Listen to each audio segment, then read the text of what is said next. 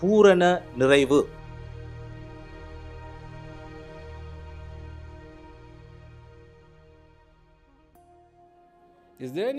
நீங்கள் எதற்காக செய்யப்பட்டிருக்கின்றீர்கள் என்பதற்கு எந்த சந்தேகமும் இருக்கின்றதா?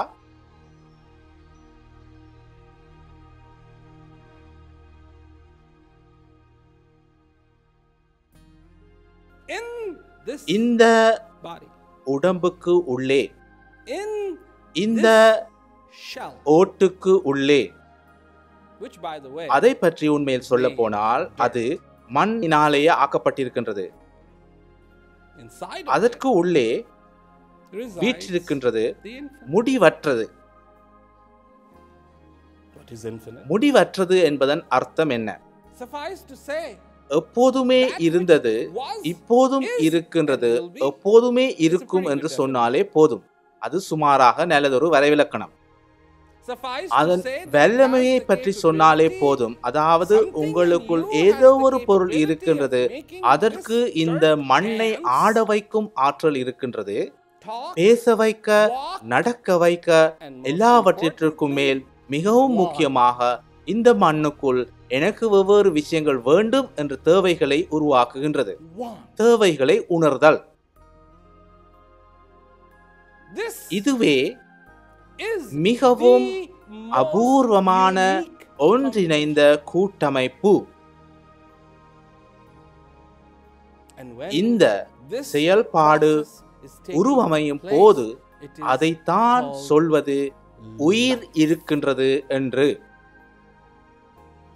இந்த கூட்டிணைப்பு முழுமைத்துவத்தோடு நிலைத்திருக்கும் வரை நீங்கள் உயிரோடு இருக்கின்றீர்கள். நீங்கள் உயிருடன் இருக்கும் வரை உங்களால் உணர்வுகளை உணர முடியும். உங்களுக்கு என்ன மாதிரியான உணர்வு வேண்டும்? யாரோ ஒருவர் பேரானந்தம் என்றார், யாரோ ஒருவர் அன்பு என்றார்.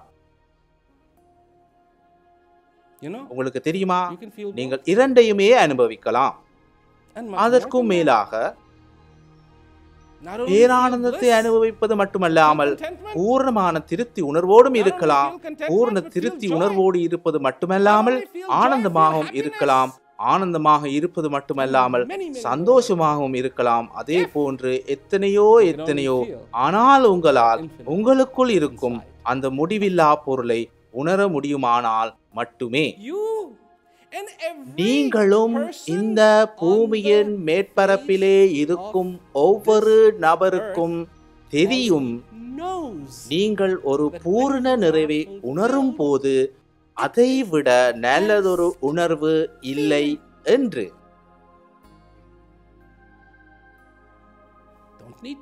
நீங்கள் ஒரு விண்வெளி கப்பல் விஞ்ஞானியாக இருக்க வேண்டிய அவசியம் இல்லை. தெரிந்து கொள்ள, நீங்கள் பூரண நிறைவோடு இருக்கும் போதுதான் உண்மையிலேயே நமக்கு தேவையான அந்த உன்னதமான உணர்வு ஏற்படுகின்றது என்று. அப்போதுதான் நீங்கள் மிகவும் சந்தோஷமாக இருக்கின்றீர்கள் என்று. பிரச்சனை பூரண நிறைவு அல்ல, பிரச்சனை அதை நாம் எப்படி பெறுவது என்பதுதான். இங்கேதான் ஊகங்கள் உள்ளிடுகின்றன.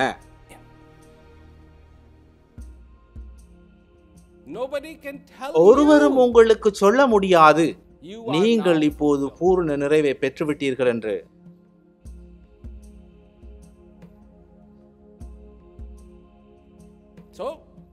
ஆகவே மக்கள் வெவ்வேறு முறைகளை கையாண்டு பூரண நிறைவை பெற்றுக்கொள்ள முயற்சிக்கின்றார்கள்.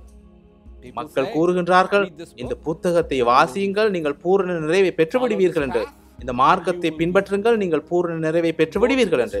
இந்த புனித ஸ்தலத்துக்கு போங்கள், நீங்கள் பூரண நிறைவை பெற்று விடுவீர்கள். இமயமலைக்கு போங்கள், நீங்கள் பூரண நிறைவை பெற்று விடுவீர்கள். எல்லாவற்றையும் துறந்து விடுங்கள், நீங்கள் பூரண நிறைவை பெற்று விடுவீர்கள் என்று. அது ஒரு பகுதி. மற்றையது பணம் கூட கூட பூரண நிறைவும் கூடிக்கொண்டு போகும் என்பது. உங்களுக்கு நல்ல வேலை ஒன்று இருந்தால் உங்களுக்கு மேலும் கூடுதலான நிறைவு கிடைக்கும் என்பது. பிரச்சனை என்னவென்றால், அந்த இரண்டு கூட்டங்களும் இருவிதமான எண்ண கருத்துகள். அவர்கள் ஒருவராலும் தங்களுடைய எண்ண கருத்துகள் சரி என்று நிரூபிக்கப்பட முடியவில்லை. ஆனால் நீங்கள் எப்படி?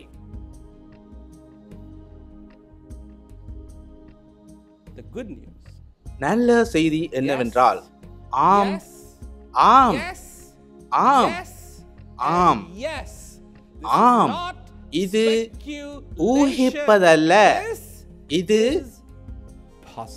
சாத்தியம்.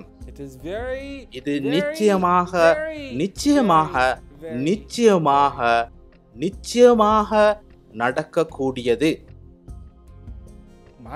என்னுடைய குறிக்கோள் நிம்மதியாக இருப்பது. என்னால் மற்றவர்களையும் அந்த நிம்மதிக்கு கொண்டு வர முடியும் போது அதை நான் மிகவும் விரும்புகின்றேன். எனக்கு தெரியும் தண்ணீர் எங்கே இருக்கின்றது என்று. தாகமுள்ளவர்களை நான் அந்த தண்ணீர் இருக்கும் இடத்துக்கு கூட்டி வருகின்றேன்.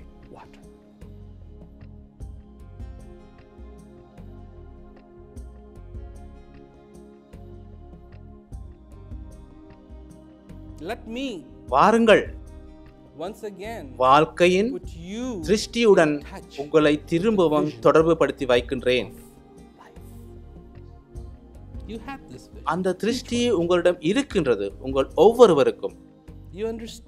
ஒளிமைத்துவம் என்றால் என்ன என்ற விளக்கம் உங்களிடம் இருந்தது, உங்கள் ஒவ்வொருவருக்கும். இன்று திரும்பவும் அந்த எளிமைத்துவத்துடன் தொடர்பு கொள்ளுங்கள்.